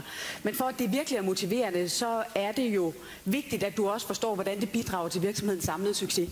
Og det er jo der, hvor du skaber den sociale kapital, hvor du har det konstruktive samarbejde, hvor alle arbejder sammen mod fælles mål. Men hvis du har ret i det, og det tror jeg, du har, hvad er det så, der gør, at de holder sig tilbage? Altså, hvad er det, der gør, at de sidder på kontoret? Det er den der danske beskedenhed et eller andet sted. Der er mange, der siger det med, jamen jeg leder jo gennem mine mellemledere. Det er ikke min rolle at gå rundt. Jeg kan jo ikke gå rundt og sige godmorgen til alle. Nej, men du kan være synlig. Hvis du er ude og besøge nogle butikker eller hvad det er, så kan du altså spise frokost med de her medarbejdere. Så kan du tale med dem, du kan lytte til dem. Du skal parkere Audi'en midt på parkeringspladsen, så alle kan se. Fuldstændig op foran hovedet en gang, hvor der står reserveret til direktøren, når han kommer på besøg. Ja, det er klart. Nej, men jeg tror virkelig, den der med, så har man så travlt med alt muligt andet. Men det der med virkelig at være bevidst om sin rolle, det tror jeg bare er så afgørende. Er det Mille? Jeg synes, du har rigtig meget ret. Jeg tror, så er vi tilbage ved, jeg ved ikke, om det er konfliktskyhed. Jeg vil faktisk hellere kalde det berøringsangst. Fordi jeg tror, det handler om både frygt for konflikter, men også frygten for, jeg er fandme glad for dig, agtigt. Og jeg kunne egentlig godt tænke mig at snakke med dig. Jeg kunne godt tænke mig at kigge dig i øjnene og vide, hvad du er for et menneske. At ture gå ud af sin comfort zone af Excel-ark og bag ved computeren, hvor man føler sig fuldstændig tryg i taluniverset, og gå ud og være nøgen og ture lade sig eksponere, ture sejre, ture fejle, ture være lidt sky, ture være til stede blandt mennesker. Det tror jeg, der er rigtig mange ledere, der faktisk mangler. Og tør komme ud af den der grønne comfort zone, men ud og komme tæt på mennesker og eksponere sig selv. Men de forbinder vel også, siger du også dermed, at de tænker ikke, at det er den måde, de er blevet ledere på? Altså, de tænker, når jeg er blevet leder, fordi jeg har været god til Excel-arkene, fordi jeg har været god til at holde lidt distance. Er det derfor? Jeg tror helt ærligt, at de færreste ledere, der bliver forfarmet alene, fordi de er gode til at skabe arbejdsglæde. Jeg tror, de fleste ledere bliver forfremmet, fordi de er gode til at skabe resultater. Det bliver så også en del af det. Er det rigtigt, Stefan? Jeg vil sige, fordi så kan arbejdsglæde-tingen jo godt blive noget, der bliver klistret på efterfølgende. Jamen, det kan det godt. Ja. Altså, en stor del af lederrollen for mig hedder ydmyghed. Eller ydmyghed på fynsk. Ja. Og det kræver jo netop at kunne træde ud og være sig selv. Er du fra Fyn, eller lader du bare som om? Jeg lader bare som om. Okay, ja. Jeg er faktisk fra Nordsjælland, så jeg er slet ikke til her. Nej, okay, men jeg tror også, at vi er blevet for gode til at pakke vores medarbejdere ind i alt for meget organisatorisk flæsk. Altså, virksomheder vokser og bliver større og større og større. Det vil sige, det bliver nemmere og nemmere at gemme sig ind i den her store organisation, og det bliver meget usynligt, hvad den enkelte medarbejder præsterer. Og så hænger vi præstationen op på nogle KPI'er, som måske slet ikke kan relatere til det, medarbejderne laver. I stedet for at skabe så små enheder, så hver enkelt medarbejders resultat bliver synligt. Se, nu løber tiden. Der var et spørgsmål her. Værsgo. Fra AK. Måske mest til dig, Ditte, omkring det her, hvad arbejdsglæde det er, som vi lige har snakket meget om, og meget i sammenhæng med, om vi har en flad organisation, eller om vi har en med mange mellemledere osv. Og nu har vi så her hørt, at Danmark ligger nummer 2, men hvor vi har Mexico, der ligger på førstepladsen. Første og andenpladsen, same, måske. Men altså, de har en væsentlig anderledes kultur i Mexico, og blandt andet den meget lange organisation, hvor vi lige har snakket om, hvor vigtigt det er med den flade. Ja. Hvad er det, der gør, at mexikanerne ligger på en førsteplads? Ja, man kan sige, at det, der i virkeligheden afgør, om du synes, en arbejdsplads er god eller dårlig, det er, om der er sammenhæng mellem de forventninger, du har til arbejdspladsen, og om de bliver indfriet på den anden side. Man kan sige, at de forventninger, man har til sin arbejdsplads i Danmark, er typisk anderledes end de forventninger, man måske har til sin arbejdsplads i Mexico. Det er lidt det samme, du nævnte Skagen og Frederiksberg. Det kan også være, at man har forskellige forventninger, alt efter om du er ansat i Skagen eller på Frederiksberg. Så det handler om, at man som leder kender sine medarbejdere godt nok til at vide, hvad det er, der motiverer dem. Så jeg tror, hvis man tog en dansk medarbejder og satte ind i en mexikansk virksomhed, ville vedkommende ikke nødvendigvis synes, det var en god arbejdsplads og omvendt. Alright, her igen. Der var en markeret. Værsgo. Ja, Mads Holmgaard fra Danmark. Her under finanskrisen, der har utrygheden jo været stor, og man kan sige, at de kortsigtede mål har været meget konkrete. Det har handlet om overlevelse, og det mener jeg jo til en vis grad har påvirket arbejdsglæden. Kan man ikke forudse i fremtiden, der skal noget mere til, Morten Albæk var også inde på det, meningsfuldhed? Jeg tænker også på frivillige i Danmark. Prøv at tænke, det er over 400.000 mennesker, der uden at få en rød reje for det, jeg selv inklusiv, laver noget frivilligt, fordi vi finder mening i det. Bliver det ikke fremtidens udfordringer at sætte det ind i en kontekst som virksomheder? Der er bundlinjefortællingen ikke særlig interessant. Det er altså, hvad tilfører det mere? Hvorfor er det en forskel på at være i Netto eller Rema 1000? Jeg synes jo, det er interessant i øjeblikket, hvordan at vi på internet bliver oversvømmet med forskellige spændende dialoger omkring det her generation Y og generation X, eller babyboom, og mod hinanden. Simon Sinek er rigtig interessant, har kommet med et godt bud på det her, at vi bevæger os i højere og højere grad over til motivation by purpose, frem for motivation by reward. Os, der sådan er født i 60'erne og 70'erne, vi kommer af en familie, hvor det var vigtigt, at man fik sit parcelhus og sin bil og sin vaskemaskine vaskemaskine. Der var stor vægt på de materielle goder, og det handler om at nå en vis levestandard. I dag der har vi den levestandard. Nu rekrutterer jeg også en del og har rekrutteret en del. Jeg synes, der er sket et rigtig stort skifte, siden jeg begyndte at rekruttere i 2005. I dag er der faktisk ikke lige så stor fokus på løn, selvom selvfølgelig er der altid fokus på det, men der er ikke lige så stor fokus på løn. Jeg synes, det er rigtig interessant at høre, hvor mange der rent faktisk siger, at de gerne vil med til at opfylde et eller andet formål. Og jeg synes, at alt det her wiki, som er forskellige steder, det er jo også baseret fuldstændig på frivillighedsbasis. Så jeg tror, du rammer spot on. Jeg tror, at det vi kommer til at opleve hen over de næste 10-15 år, det bliver utrolig stort tryk på, at folk de faktisk gerne vil med til at opfylde formål. Og derfor er jeg også enig i, at det her det handler faktisk også om, at vi involverer vores medarbejdere i, hvad er det vores strategi er, hvad er vores mål for den kommende periode. For jeg tror faktisk gerne, de vil være med til at opfylde det formål, som virksomhederne stiller op. Stefan, det er jo ikke nødvendigvis let at dele op i, hvornår det handler om, skal vi sige, penge eller noget formelt, noget bundlinje, og hvornår det handler om mening og purpose. Fordi det kan jo også godt være sådan, at hvis man som leder pludselig siger, nu har jeg 10 medarbejdere, der gerne vil involvere, så de kan karrieremål, og der kan være alt muligt, der betyder noget for dem, så kommer det også til at betyde noget for bundlinjen. Det kommer til at betyde noget for, hvordan man indretter arbejdsdagen, hvilke hensyn skal man tage, hvilke processer, hvor meget skal man lægge om. Hvis det er rigtigt, hvad der bliver sagt, betyder det så, at det er forbi med one size fits all, at for hver enkelt medarbejder skal det være en individuel jobbeskrivelse, individuelle karriereplaner med? Det er definitivt forbi, fordi krisen har skabt en anden struktur i samfundet, efter min mening. Altså, og jeg vil godt referere tilbage til spørgsmålet for Hed Danmark hernede. Altså, start af min karriere, det var at være militærleder. Jeg er uddannet officer, og jeg har været i alt fra livgarden og så til fastansat officer i hjemmeværnet. Så jeg arbejder med værnepligtige, som bedst motiveres med. Altså, det er en skidegod ting at motivere folk med, hvis ikke de løber hurtigt nok, så bliver de skudt. Fordi så løber de stærkt. Men det kan man ikke gøre med en flok frivillige hjemmeværnsfolk, fordi hvis ikke det er interessant nok, det de laver, hvis ikke de realiserer sig selv nok i det, de gør, så vil de hellere gå til bingo for søren.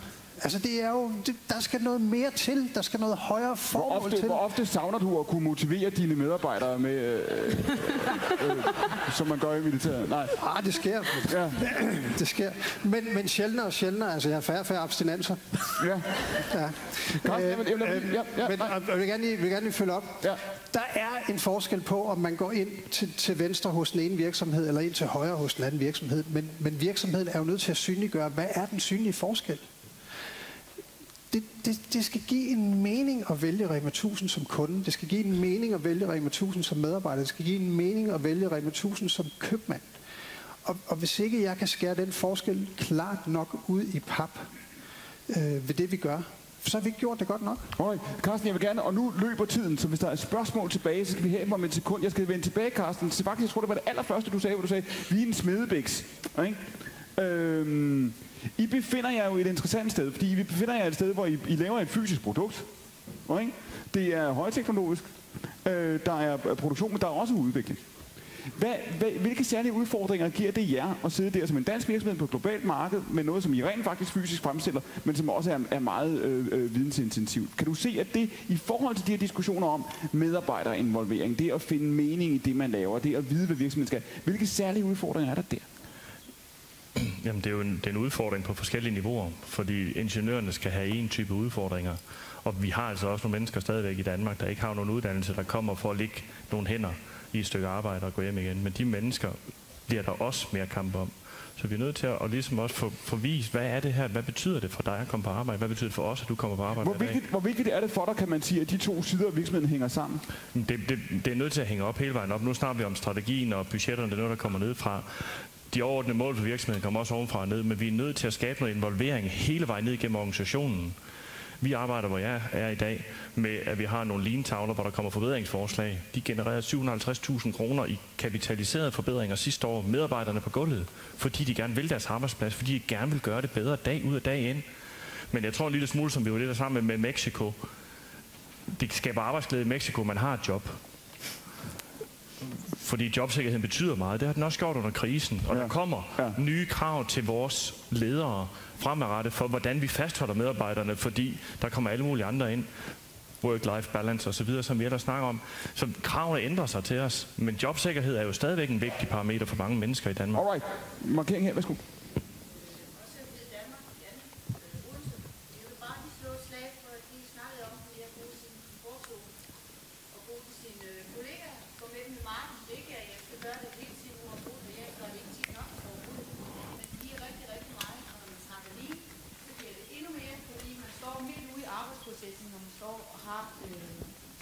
afsnakket omkring den. Så det vil jeg godt stå et rigtig godt slag for. Og der er masser af frisk luft derude, hvis det er udenfor, man arbejder. Og om ikke andet, så har man i hvert fald bare haft en anden oplevelse, når man går hjem på sin arbejdsdag. Og en større forståelse for hinanden, ledelse såvel som medarbejdere. Men er det realistisk? Ja, det var Janne, du det er absolut realistisk. Men er det jeg kan hoppe ud fra mit skrivebord og køre ud og klippe hæk med mine medarbejdere, eller lave en grændækning, eller hvad pokker det er det næste, vi skal til nu her om lidt. Men hvorfor egentlig? Fordi hvis man nu har en virksomhed med mange ansatte, som arbejder mange steder med en kæmpe organisation, så kan det jo godt være, at man som chef kan tage ud og se et lille hjørne af det og se en del, men så er det vel ikke et repræsentativt billede, man kommer tilbage med, eller hvad?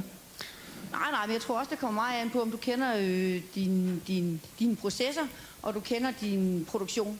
Ja. Jeg bilder mig ind, at jeg kender min produktion sådan rimeligvis godt, hvad er det, vi skal i løbet af en sæson. Men jeg kan absolut lære noget ved at komme ud og opleve det igen på egen hånd. Fordi tingene ændrer sig jo hele tiden, og de metoder, man har til at producere dem med, de ændrer sig også. Så det kan godt være, at jeg har været ude i marken for 15 år siden. Der er Søren Jensen sket meget, og så kan du ikke hjælpe noget, jeg sætter som chef bag mit skrivebord og tror stadigvæk, at vi skriver 1998. Ja. Jeg vil give dig meget ret. Altså, min holdning er, at i det øjeblik, at en leder er mere interesseret i sin regneark end sine medarbejdere, så er vedkommende blevet specialist i stedet for leder. Og den betragtning er vi nødt til at tage, fordi ledelse handler sgu ikke om regneark. Det handler om mennesker. Alright, samme spørgsmål til flere. Ja, nej. Stefan, skal det være sjovt at gå på arbejde? Helt sikkert. Morten, skal det være sjovt at gå på arbejde? Bestemt. Karsten, skal det være sjovt at gå på arbejde? Ja, og interessant. Skal det være sjovt hver dag? Det behøver det ikke at være. Nej. Vi kan ikke alle sammen være nogle jubel, der går rundt hver dag og har det sjovt. Der er også nogle dage, hvor man vågner op om morgenen, også for mig selv, hvor man tænker, det bliver en træls dag i dag. Men dem skal der også være nogle af. Det tænkte du ikke i morges, med? Nej. Okay. Skal det være sjovt at gå på arbejde? Nu ville det være mærkeligt, hvis jeg sagde nej. Ja, det ville være mærkeligt. Jeg synes selvfølgelig, det skal være sjovt at gå på arbejde, men jeg synes, det skal være meningsfuldt, og det synes jeg er endnu mere vigtigt. Så når Carsten siger interessant, så det ja. Det er sådan, ja, meningsfuldt. Annemette, nu tænker jeg igen på den der tillidsklub, som du nævnte før, fordi det er jo den virkelighed, som jeg har sagt, alle her i salen, lige meget hvad de så laver, skal tilbage til. I den udstrækning, at det er rigtigt, og i den udstrækning, at det er rigtig svært for en ledelse, både på den ene side, skal vi sige, at inddrage medarbejderne, åbne op, være ærlige om de udfordringer, der kommer, og så samtidig være dem, der kan være. Nu lige talt om, hvor vigtigt det er, at den topledelsen er synlig osv. Så følger der også noget med. Altså hvis man ryger ud, jævnfør hvad Janne lige sagde, hvis man ryger ud og møder medarbejderne, så risikerer man jo faktisk også, at de fortæller en, hvad de synes om en. Det kunne være en grund til, at man ikke gør det. Er tiden løbet fra den ledelse, hvor man ikke tør se folk i øjnene? Ja, men helt afgjort. Jeg mener, at tiden er løbet fra, hvor man sad inde på sit kontor og kunne udstikke ordre grundlæggende. Jeg mener faktisk, at topledelsens talerør bliver mindre og mindre. Altså det rør, man har for sin udsigelseskraft som topleder, bliver mindre og mindre. Så hvis man vil have en impact i sin organisation, det vil man jo som topleder, så må du ud og have den impact. Du må ud til kunderne og have den impact. Du må ud til medarbejderne og have den impact. Jeg mener, at i virkeligheden skal topledelsen jo sætte en bevægelse i gang. Det er topledelsen, der først og fremmest skal formulere formålet. Altså, hvorfor er vi her? Topledelsen skal ikke formulere what. Altså, vi har meget med at beskrive, hvad er det, vi laver. Ja. Carsten, du starter også med at sige et eller andet smedeværk. Men i stedet for skal vi jo snakke om why. Vi skal starte med why. Hvorfor er vi her? Hvorfor er jeg her? Hvorfor er vi her som virksomhed? Hvad er vores mission? Hvad er det for en forskel, vi vil udrette i verden? Altså selv Scandinavian Tobacco Company har en mission, som lyder fornuftig, ikke? Når Grundfos ikke siger, at de producerer pumper, men at de skaber ren vand, at det er det, de er her for. Du sagde pumper og ikke bomber, ikke? Ja. Det forstod jeg godt, at vi gå stille med det. Nej, ja. Men de skaber ren vand. Så er det jo for at få skabt den her meningsfuldhed. Og det mener jeg, det er topledelsens allerfornemmeste ansvar. Og så er det at få resten af flokken i huset til at følge med derhen, få faciliteret de gode idéer, få sat nogle rammer for, hvordan vi kommer derhen med det store why. Alright. Det er helt afgørende. Nu nærmer vi os afslutningen, Carsten. Jeg skal høre, nu spurgte jeg om Morten før, om Dustin er det samme sted, om det er den samme virksomhed om 10 år. Han svarede, nej. Hvad med jer? Hvor anderledes en virksomhed kan I blive? Det er nok lidt mere begrænset, men alligevel så er der en kraftig udvikling i gang imod, at man bevæger sig over til, at der er væsentligt mere reaktion ude på gulvet. Der er væsentligt mere respons, når der kommer nogle forslag. Jeg går rundt 2-3 dage om ugen i hvert fald, er jeg rundt igennem hele fabrikken på begge sites. Og der kommer folk hen og spørger om dit og alt muligt, og også kommer med forslag. Og det er utroligt givetigt. Men deres reaktion, den er noget anderledes nu, end den var for 3 år siden. Den bliver endnu mere, fordi de vil også have noget til gengæld. Hvad vil de have? Jamen, de vil have en jobsikkerhed først og fremmest, og så vil de have en meningsfuldhed i deres arbejde. Og jeg tror, det er vigtigt, at de her krav, at de kommer ud, fordi hvis vi begynder at fortælle folk, hvad det er, vi forventer af dem, så kan de også vise, at de rent faktisk kan. Morten, i det øjeblik, man beder folk om at engagere sig i en proces og faktisk deltage, så risikerer man jo, at de gør det. Ja, det gør man. For hvis man beder om det, så skal man også mene det. Hvis man ikke mener det, er det bedre at lade være. Det vil jeg umiddelbart mene, ja, fordi så kommer det til at blive sådan jamen det skal vi også. Vi skal jo sørge for, at medarbejdere engagerer sig og involverer sig. Så hvis ikke man er parat til, at de gør det, og det dermed også kommer til at koste nogle ressourcer at lade dem involvere sig, fordi de ikke kan gøre det, de gør 100%, så tror jeg faktisk, man skal lade være. Og man risikerer ikke i den proces, altså nu sagde du før, at du mener, at spørgsmålet der blev stillet omkring det frivillige, altså det kommer hovedet på sømmet, folk vil gerne se purpose, folk vil gerne se mening i det, som de foretager. Så du mener ikke, man kommer til at skabe en frustration, altså hvis man siger til folk, nu skal I drømme store drømme, nu skal I komme med jeres egne holdninger, nu skal I komme med jeres egne idéer. Hvis de så ikke ser det implementeret næste dag, så vil de blive skuffet. Det er ikke en risiko? Jo, det er bestemt en risiko, for vi er forskellige som mennesker. Så nogle af os er opportunister og går efter de der drømme og mål hele tiden. Andre er mere nede på gulvet, og det tror jeg er rigtig vigtigt, at vi har forskellige typer. Hvor ligger du selv på den skala? Med? Ja, det er nok mere derude i den opportunistiske. Så jeg skal jo passe på, at jeg ikke bliver sådan et damplokomotiv, der kører, og så lige pludselig kigger jeg mig om, og så er der sgu ikke nogen vogne med. Så det er jo noget med, også som Morten Albæk han sagde, han havde selverkendelse, at være bevidst om, at man selv har en rolle, man spiller. Den rolle skal man gøre godt, men man skal også huske at få nogle andre mennesker med. Så hvis man vil engagere og involvere, så skal man ikke bare sige det, fordi det er påbord. Hvis man vil have, at der er noget mening bag, eller noget formål, det man foretager, så bliver man sgu nødt til at kunne komme med the why, men også med the how. Hvordan er det så, vi kunne gøre det? Og så involvere medarbejderne i, hvordan. Stefan, hvordan sikrer man, så bliver det sidste spørgsmål? Så du må gerne svare på en måde, hvor du ligesom opsummerer alt, hvad vi har snakket om i dag. Ja, skal jeg prøve. Gør min bedste. Og bare, det må gerne være sådan, altså kort, skarpt og humoristisk, og gerne formuleret på sådan en måde, så når folk bliver spurgt bagefter, hvad det grund har handlet om, så vil de referere til det, som du siger nu. Jamen, det har jo handlet om at sørge for, at vi ikke mister balance. Vi ikke snubler på den her vækststang imellem, hvad er performance og hvad er arbejdsglæde, men at vi som ledere formår at smelte det sammen til en enhed, som medarbejderne kan mærke, at de er her for at være med til at skabe et godt resultat, og de bliver belønnet efter det, de skaber. Nu får du lige det samme spørgsmål her, som jeg stillede de andre. Hvor anderledes en virksomhed kan I gå hen og blive? Vi bliver en anderledes virksomhed, og vi er under konstant forandring. Altså det eneste, vi ved, der sker i fremtiden, det er, at ting kommer til at ændre sig. Og det arbejder vi efter. Vi har igennem krisen har vi faktisk lykkes med at redefinere, hvordan danskerne tænker detailhandel. Fordi før krisen var vi et suppleringsindkøbssted, nu er vi et hovedindkøbssted. Den strategi, den forfølger vi. Vi skal have danskerne til at lave deres indkøbsvaner om, så vi er nødt til at ændre os hele tiden. Men det er jo interessant, fordi når Anne-Mette siger før det der med, at man skal ikke tænke i hvad man laver, man skal tænke i, hvorfor man gør det, grundforstænker i rent vand osv. Hvor meget kan man ændre og stadigvæk være den samme virksomhed? Altså, hvad skal der være tilbage i Rema 1000, for at medarbejderne kan genkende den virksomhed, de bliver ansat i? Der skal være missionen og visionen tilbage. Og missionen er, at vi gerne vil demokratisere sund levevis, og visionen er, at vi skal være den mest værdidrevne virksomhed i Skandinavien. De ting skal være tilbage. Det skal medarbejderne så alt andet kan forandres? Alt andet kan forandres. Det bestemmer kunderne, hvordan det skal se ud. Okay, det bliver det sidste ord. Tak til salen. Tak til panelet. Tak for i dag.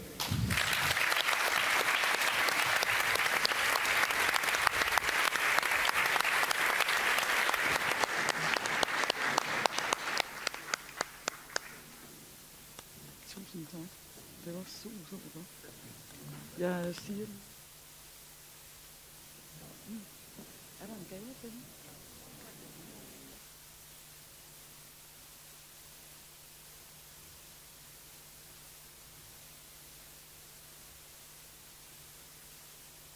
Stop.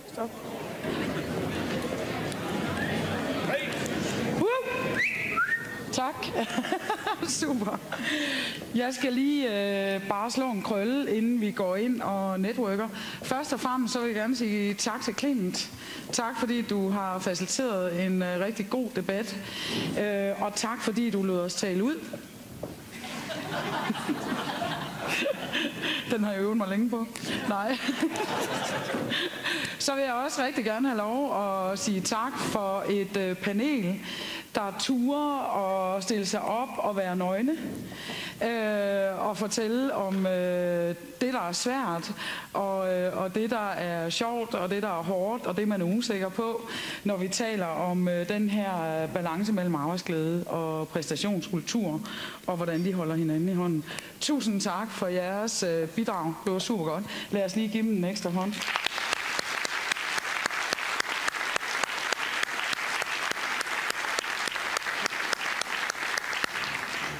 Og jeg kan sige, at Carsten, der står her, ham og mig, vi har boet på samme kollegie. Og vi var, hvor flittige var vi med lektierne, Carsten. Vi spillede ubegribeligt meget vist om aftenen. Men det med flittigheden, det er i hvert fald kommet siden. Så det er skægt at få lov at stå her sammen i dag. Og ellers, så vil jeg rigtig gerne have lov at sige tak for jeres skønne måde at være her på. Det er fedt, at I er sådan nogle mennesker, der tager imod ændringer, og vi vil rigtig gerne have jeres feedback på det, fordi vi prøver jo at skabe de bedste mulige rammer for, at vi får et godt netværk med et højt niveau i dialogen og debatten. Så meget gerne komme med feedbacken til os. Og ellers så vil jeg runde af for den formelle del af programmet nu, og sige, at for dem af jer, der går, så ses vi igen til november, hvor vi skal diskutere, hvem er vigtigst, kunden eller medarbejderen, og hvor vi jo har Stine Bosse og Soleima Gorani til at komme og lægge op til det. Så det glæder vi os også rigtig meget til. Og ellers så er der networking. Derinde, hvor buffeten var, det er der de næste 2 timer. Jeg håber, I vil benytte jer af lejligheden til at lære hinanden lidt mere at kende. Tak for i dag.